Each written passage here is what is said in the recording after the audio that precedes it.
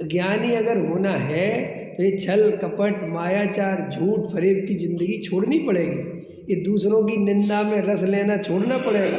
ये दूसरों के दोष देख देख कर, दूसरों की कमियां देख देख कर उनमें ही उलझे रहना, उनमें ही लगे रहना, कसाय करते रहना, ये हमें सम्यक दर्शन से दूर करता है।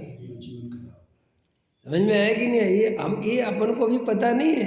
जब चींटी मच्छर हो जाएंगे, गाय बैल भैंस सुअर हो जाएंगे, तब पता चलेगा कि हमने क्या किया है। और मज़ेदार बात है, तब पता चलने की कोई व्यवस्था रहती नहीं। समझ में आया? जैसे अपन ने पूरब में कोई कर्म बांधे थे, अभी उदय में आ रहे हैं और अपन यहाँ आर्थिक स्थिति से परेशान है, गरीबी है, स्वास्थ्य ठीक नहीं है, इज्जत नहीं है, तो आदमी बड़ा किलसता है। लेकिन ये नहीं समझता कि इसके लिए तू ही जिम्मेदार है भाई। तूने ही पिछले जन्म में अज्ञानता में कर्म बांधे हैं, और इस जन्म में भी तू अज्ञानता से कितने कर्म बांध रहा है बैठे बैठे। आपने किसी की बुराई करी, आपको लगता ही नहीं कि आप पाप कर रहे हैं।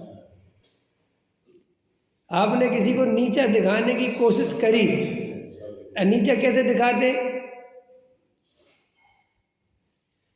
दो आदमी खड़े तो तीसरे की बुराई, तीन खड़े तो चौथे की बुराई, फिर उसमें से जो गया उसकी बुराई, और वो सोचते हैं हम तो टाइम पास कर रहे हैं। ये टाइम पास नहीं हो रहा बाबूजी, ये इतना कर्म बंध रहा है, इतना कर्म बंध रहा है कि पूछो मत। समझ में आया? लोग जो खिलौने वाली बंदूक ले लेते, ढिश क्या ढिश क्या ढिश क्या, उसको लगता है मैं तो मजाक कर रहा, मर रहे हिंसा के परिणाम है। समझ में आया कि नहीं है? और अंदर कसाय भरी पड़ी है। तुम एक बच्चे को देखो, बंदूक दिला के देखो कैसे खुश होता है, मार दूंगा तुम्हें। माने जो मारने के, हिंसा करने के परिणाम, दूसरों को दुख देने के परिणाम आज के नहीं है, ये जन्मों जन्मों के संस्कार पड़े। ऐसे ऐसे लोग हैं दूसरों को तकलीफ देने में, मारने में, पीटने में, समझ में, पीड़ा पहुंचाने में आनंदित होते हैं कि नहीं होते हैं? ऐसे मुर्गा तड़प रहा है, गाय तड़प रही है, और कह रहा मारो इसको,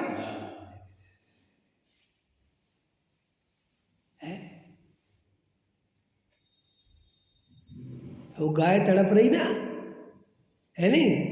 तो प्रकृति कहती है इसने भी ऐसे ही किसी को तड़पाया है, इसने कर्म बांधा है ऐसा। अरे भैया, अपन के साथ एक द्रव दूसरे द्रव का करता धरता है ही नहीं। स्वयं की ये जो भाव सुभासु, फल निश्चय ही वे देते। करे अन्य और दे अन्य को, तो स्वयं की ये निष्फल होते।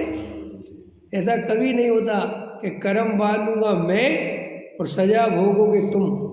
तीन काल में संभव नहीं है भाई साहब। मेरे जो मुझे एक टाइम की रोटी भी मिलती है उसके लिए मैं जिम्मेदार हूँ, मेरा ही कर्म है, तुम नहीं दे रहे हो। नहीं साहब मैंने आपकी हेल्प करी, कौन होते हो तुम हेल्प करने वाले? मेरा पुण्य का उदय होगा तो हेल्प होएगी। वो हेल्प करने वाला तो अहंकार करता है कि मैंने तुम्हारी हेल्प करी। अरे तूने हेल्प करी तो 2 साल पहले क्यों नहीं करी? मैंने 2 साल पहले भी बोला था तेरे को, लेकिन मेरे पल्ले तब पुण्य नहीं था, और जब मेरे पल्ले पुण्य आया तो तुझे हेल्प करने का भाव आया, और तू अहंकार करता है कि मैंने इनकी हेल्प करी। समझ में? और तू अपने को दीन समझता है कि जिनने हमारी हेल्प करी। अरे भाई, वस्तु स्वरूप में कोई किसी का करता धरता, तो हर जीव अपने दुख के लिए स्वयं जिम्मेदार है। ना कोई भगवान जिम्मेदार है, ना कोई परद्रव्य जिम्मेदार है, ना पड़ोसी जिम्मेदार है, ना संयोग जिम्मेदार है, ना माँ बाप जिम्मेदार है, ना भाई बहन जिम्मेदार है। समझ में आया? स्वयं जिम्मेदार। तुम्हारी जो शकल मिली ना तुम्हें पसंद नहीं है, ये शकल के लिए कोई दूसरा जिम्मेदार नहीं है। तुम्हें लगता था हमारे माँ बाप बेकार मिले हमें? नो, माँ बाप बेकार नहीं मिले, तुम्हारे कर्म के कारण वे ऐसे मिले।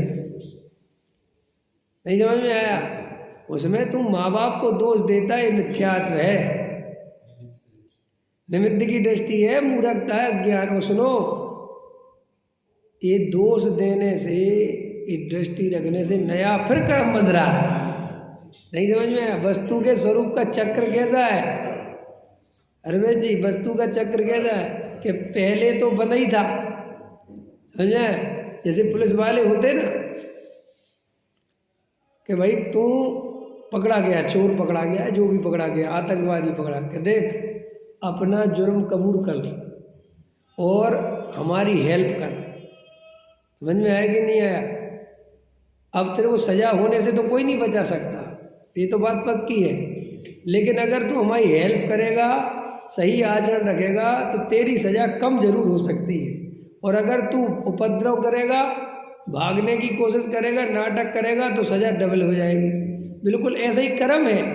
ऐसे कर्म का उदय आया और तुम समता भाव से रहे, तुमने ज़्यादा कसाई नहीं करी, राग द्वेष नहीं करा, निमित्त की दृष्टि नहीं करी, जे कर्म किए पूरब खोटे। सीता को रामचंद्र जी ने निकाल दिया तो सीता जी किलसी नहीं, आर्त रौद्र ध्यान नहीं किया, रामचंद्र जी को दोषी नहीं ठहराया, रावण को गालियां बकने नहीं बैठी। समझ में आया? शांति से क्या विचार किया कि भैया अपन तो आत्मा है और ये पूरब में कर्म बंधे हैं, अपन ने ही अपने राग देश पिछले जन्मों में कसाय से बांधे हैं, अब वे उदय में आ रहे हैं। समझ में आया? लेकिन ये मेरा कुछ नहीं बिगाड़ सकते, क्योंकि मैं त्रिकाली ध्रुव ज्ञायक तत्व हूँ, मैं आत्मा हूँ। और समता भाव धारण किया तो फिर अपने आप ही वो कर्म भी कट गया और नया बंधा नहीं। समझ में आया कि नहीं आया? और अगर कसाय करते, क्लेश करते, तो वो तो दुख दे ही रहा था और नया और आगे उससे डबल दुख देगा। गजब खतरनाक मामला है।